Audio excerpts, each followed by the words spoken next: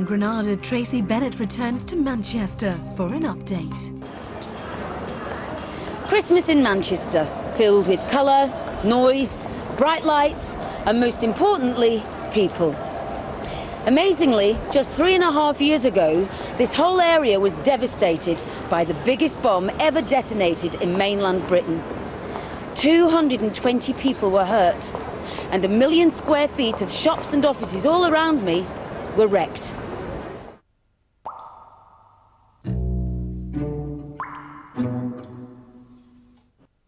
It's hard to believe, but this is how they mended Manchester. Wouldn't miss it for the world, yeah. It was fantastic to see. Everyone getting back together in the one building, we just can't wait.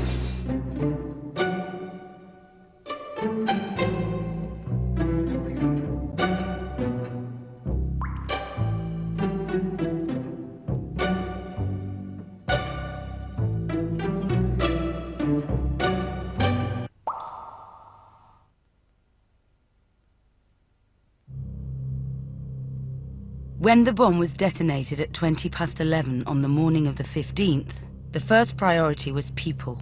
Help the injured, comfort the distraught, contact the worried. They were bewildered, and the impact of something like this often translates itself into what we call post-traumatic stress disorder. And many of the people that were affected by the bomb started to suffer the symptoms of that. Some of them were having flashbacks, some of them were having traumas at night, some of them were beginning to, every time they saw a war film on television, starting to shake and tremble. So that it did really affect people very deeply. Shoppers in Manchester city centre had felt the full force of the political fallout after the Irish Republican Army had refused to order a new ceasefire during all-party peace talks in Northern Ireland. The only solution was the biggest city centre rebuilding scheme seen in Britain since the end of the Second World War. With the problems came the promises. There will be an international competition in order to provide a range of ideas for an imaginative concept, and I have agreed that we in central government will help to finance that competition. 28 separate designs were lodged for the scheme. 5 were shortlisted, 1 was successful. My honourable friend, the member for Bury North, announced in Manchester today that EDOR is the winner of a competition to redesign the city centre. And I think this is an important step forward in the redesign of Manchester, and I hope a greatly improved future Manchester city centre. How has the reality matched up to the plans and promises? And what will the newly mended Manchester look like?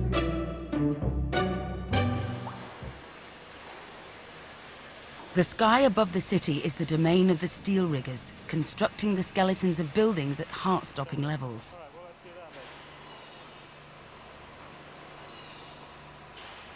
And it's the job of Len Grant to record their work.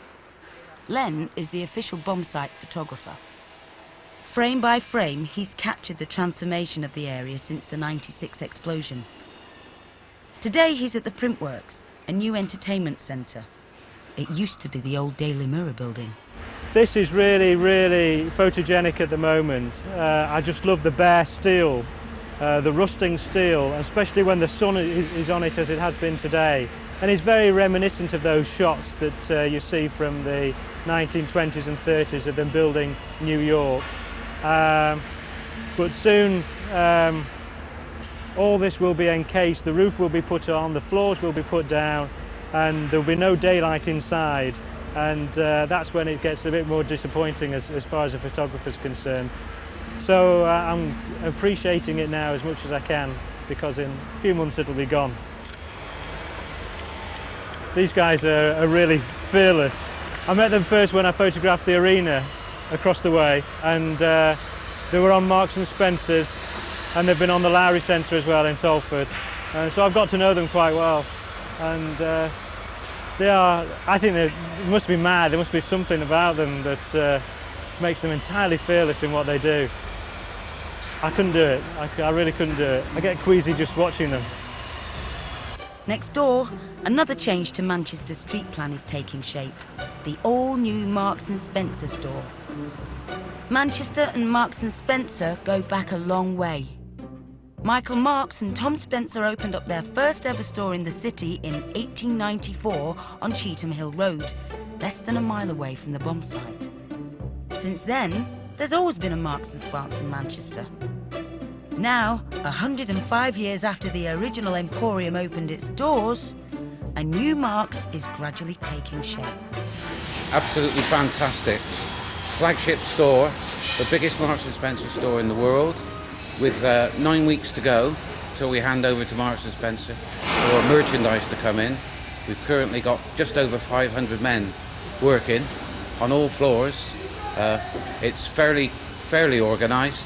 Marks & Spencer's made a decision, I think, probably in the week after the bomb. The then chairman of Marks & Spencer's came up and addressed Marks & Spencer's staff, said, you know, jobs to secure, etc., etc., and said we will rebuild our store in the middle of Manchester. And I think they probably made an emotional decision first and then started doing the figures second. This is a great city, and we should have a great store here. And believe you me, when we open the new one, it is going to be state of the art. It's going to be a wonder. Each floor, and there's 4 of them, are equal in size to a football pitch. And Old Trafford could easily fit in to the ground floor plate of the store. We were looking, as you may know, to extend that store before the bomb went off, and the only thing which the bomb did in our case was to bring forward an extension and a redevelopment of a store that we were already clear was too small for our long-term needs. The question is, will it be ready on time? Absolutely sacrosanct. Over 1,000 projects both of us have done for Marks & Spencer, and we've never failed on one yet. Another area devastated by the bomb is about to be unveiled. This time, it's the Triangle, or the Corn Exchange as it used to be called. This is how the site looked after the bomb. Tonight, the public are about to get their first view of the all-new building. The event that's been chosen is the Manchester Food and Drink Festival. I feel absolutely fantastic. Yesterday it was a building site, tomorrow it's a building site, tonight it's a party. Manchester is unique. It's rebuilt itself in 3.5 years. That's just a magnificent achievement. The opening of the city centre, which came about as a result of the international competition, resolved to improve the north-west linkages. And that's what it's done. It's brought this part of the city back into the heart of Manchester.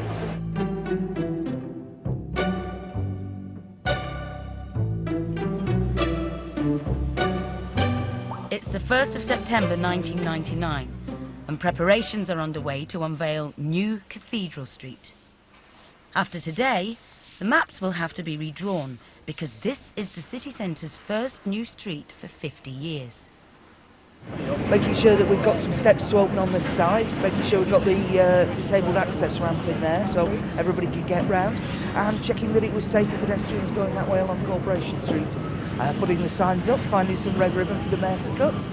That's quite nice. Let's have a look at the other pair.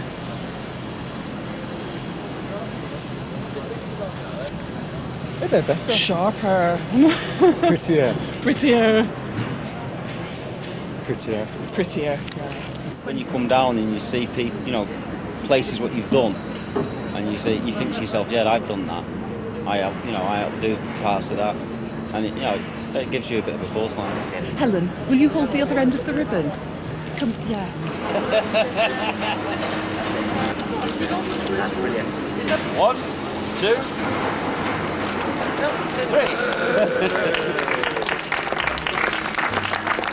3. So far, we have a new street, a new Marks & Spencer, and a revamped Corn Exchange. There's a building next door that also sustained massive damage in the bombing. Its name is synonymous with the city. The Arndale precinct in Manchester, the dead centre of Manchester, some people call it, the subject of tonight's What's On Special, which appears now. What do you feel when you see your name Arndale all over Britain on enormous things like this? Well, I am obviously terribly proud, and of course it was a sad moment when I virtually left the company, but I was consoled by the fact that you can't destroy what you've built. Considerable damage, as you see, to the ceiling. Continuing around, considerable damage in here. Right round the shop. Even an empty shop there damaged. Shuttering there badly damaged. And there's a marble seat smashed. The decision was made to repair, not rebuild, one of Manchester's most infamous sites. People do love the Arndale Centre, believe it. But part of the consultation we did around the master plan, one of the, if you like, surprising things that came out of it is that lots and lots of people do like the Arndale Centre. What they don't like is the public loo exterior. What I would say to that is it's a very functional centre, and OK, the outside might not be the most beautiful thing in the world, but it is very functional. And once you come inside, then clearly what you see outside has no bearing on that. Formerly, the Arndale Centre was clad in yellow tiles all the way down Corporation Street. What we've attempted to do is open that street up by getting shopping on both sides of it. So all those yellow tiles have gone, been replaced by new shop fronts, tree planting, wider pavements. It's the Arndale. I think there will probably be some rebranding of that facility over the coming months. But I think people who go round Cross Street now, and certainly when they go round it at the end of this year, will see a very different Arndale than what we all remember. For some, the mending of Manchester is just a job. For others, it's become a personal passion. My name's Ewan Kelly. I live in Tarpley, which is about 30 miles away from Manchester. Currently working at Warrington Borough Council and doing an internet website on the side as well. The main purpose of the site really is to keep people informed of what's happened in the rebuilding. Obviously I've been covering it for over 3 years now. I've been taking pictures every month just to show what buildings have changed, what stuff's been put in. But the main purpose is to keep people informed, because I think a lot of people outside, particularly outside Manchester, think that the rebuilding was over within 6 months and that everything was fine again, which obviously is not the case. To date, there's about 350 pictures taken before and after the bombing. There's a few pictures showing the site before it was attacked, and about 300 since, although I'm aiming to get 800 by the end of the year. I've had a few offensive words thrown at me occasionally, a few choice words, just ask if they'd like me to take a picture of them. Just a few people in the street, that is. In part 2, how will the M&S employees from the bombed-out store react to their new home? And it's closing time for 2 historic pubs. But are they worth the effort of moving them piece by piece?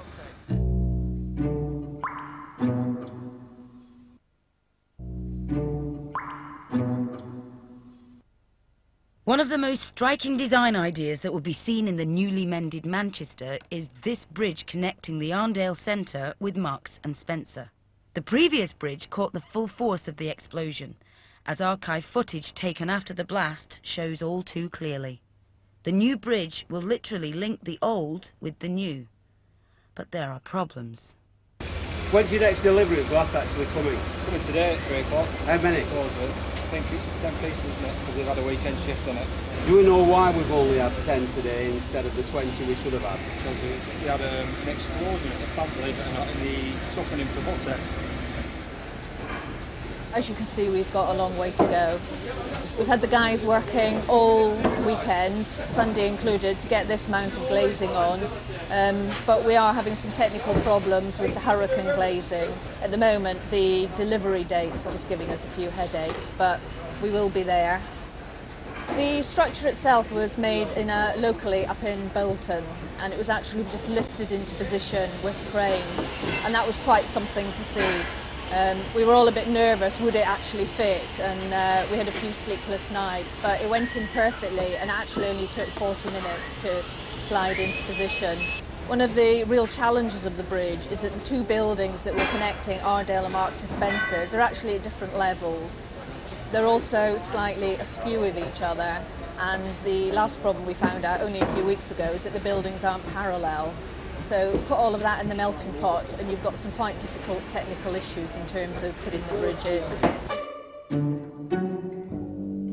Meanwhile, official site photographer Len Grant has another assignment. the refurbished Royal Exchange Theatre. From the ugly wreckage of the bomb has come astonishing beauty. This room was derelict for a long time, and the theatre pod was originally put in there at the end of the 70s. And I think when the bomb went off, it was probably due for a bit of renewal. So, like a lot of things in Manchester city centre of late, it was kind of a good thing that the bomb allowed this to happen. And what's happened now is the pod has been totally refurbished, and all the glass in the domes has been replaced with wonderful blue glass. When the bomb went off, there were rumours that the whole place had to be demolished because the foundations had been rocked, but they soon found out that that wasn't the case at all. And to be able to do all the renovation work and the ceilings and the roof, they put a massive scaffolding structure right over the top of the pod, and literally a floor of planks above that, and so that the workers could get to the domes. It was fantastic to see. It was a bit difficult to photograph because although we've got wonderful sunlight today and it's got the lighting, it was always very, very dark because of this floor that went right across. But I'm glad to see it was a lot easier to photograph nowadays. That light over there is beautiful, isn't it? Just look at the corner there. Absolutely lovely.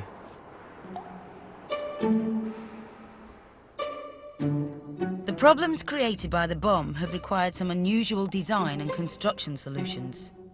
Take this, for example. What do you do if two historic buildings are standing in the way of your new-look city? You can't just knock them down. Not only are they steeped in history, more importantly, they're pubs. Well, it's taken us nearly 2 very long years to take these buildings apart, move them 200 yards, and then put them back together exactly as they were built 400 years ago. It's been an absolutely fascinating project. We've had some of the best craftsmen in the UK, particularly on the timber front, putting together these original timbers, which are 400 years old, all held together with these individual pegs. And each and every timber, slate on the roof, glass pane has had to be numbered, so that we made sure that we put it all back together exactly as it was originally built. These pubs are a part of Manchester's history, a very important part of Manchester's history, and for us we wanted to keep the past as well as sort of rebuild some really good new contemporary architecture. The pubs were listed, but they were right in the middle of Shambles Square, surrounded by horrible 1970s concrete. So it was very important to move them so we could achieve the rest of the master plan, but we didn't want to just throw them away. We couldn't do that. We wanted to keep them, we wanted to improve them and put them in a much nicer and a more appropriate historic setting. Lots of comments, lots of positive comments, some comments that why has it been moved, is it going to be moved again, just people generally being interested, and it's been a long time coming for a lot of people, and a lot of people seem to be very pleased that the doors are open and we're trading again.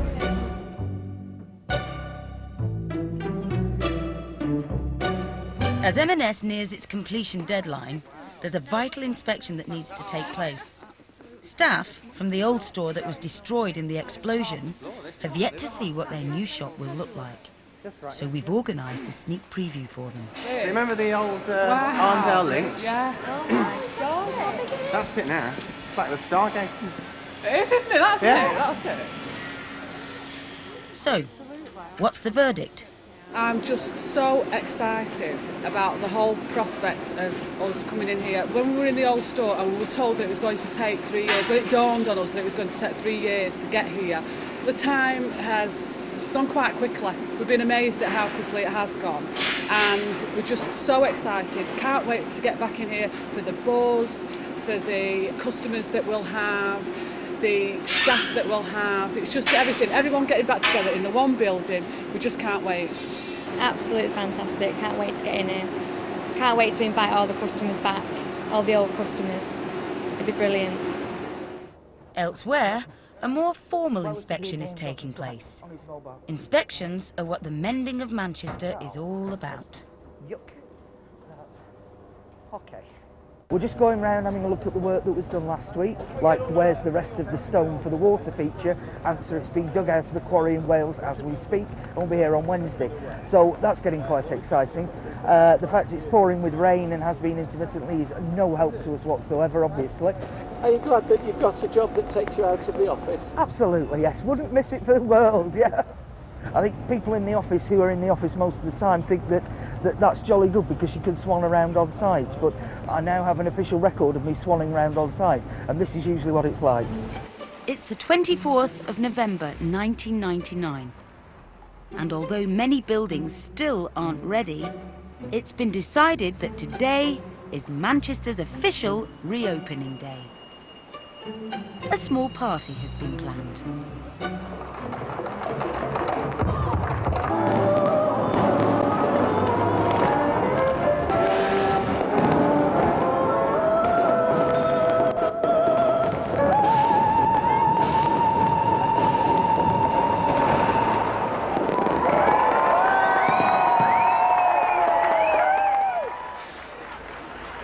The next day, Marks & Spencer opens its doors for the very first time. Welcome to M&S. Welcome. We're back to stay. Always wanted to be on the stage.